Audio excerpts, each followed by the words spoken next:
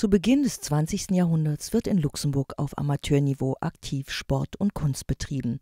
Und beides in Sportvereinen. Und olympische Medaillen gewinnen die Luxemburger, in der Malerei und in der Bildhauerei. Während langer Zeit ist es in Luxemburg schwierig, professioneller Künstler zu sein.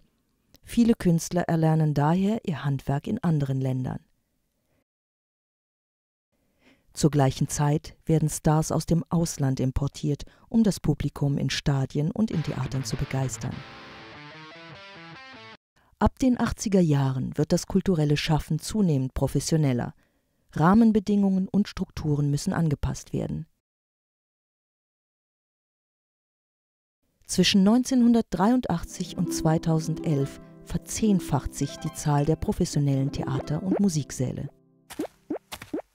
So ist Luxemburg die einzige Stadt, die zweimal Kulturhauptstadt Europas war, 1995 und 2007.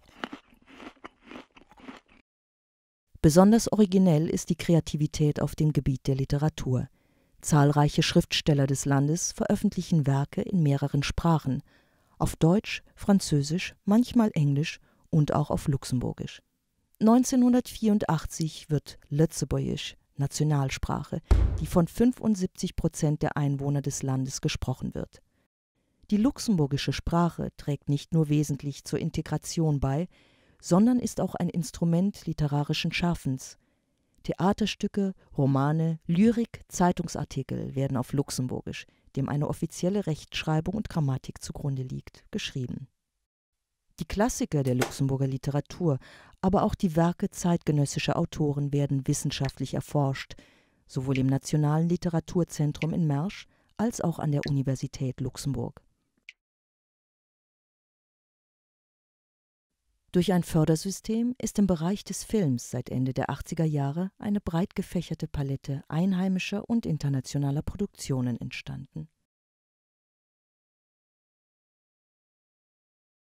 Im Sport sind den Höhenflügen allerdings Grenzen gesetzt.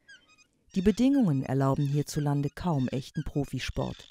Und dennoch, es gibt diese Momente echten Triumphes, wenn die kleinen Luxemburger Davids die internationalen Goliaths besiegen.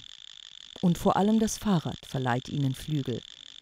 Der erste dieser Herausforderer war Charlie Gaul, der Engel der Berge, wie Roland Barthes ihn nannte. Und 1958 gewann Elsie Jacobs die erste Straßenrad-Weltmeisterschaft der Frauen.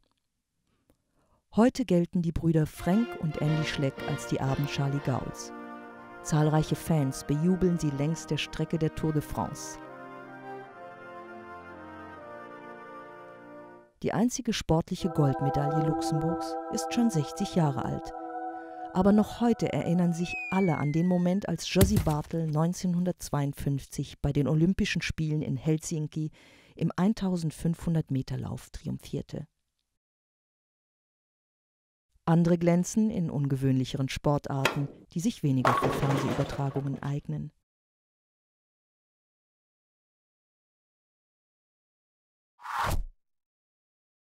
In den letzten Jahrzehnten wurden die Bedingungen im kulturellen Sektor immer professioneller, was man so für den Sport nicht sagen kann, der vor allem Amateursport bleibt. Vielleicht trägt diese Tatsache zusammen mit der multiethnischen Gesellschaft dazu bei, dass sich Nationalismus und Chauvinismus auf den Tribünen und in den Stadien in Grenzen halten.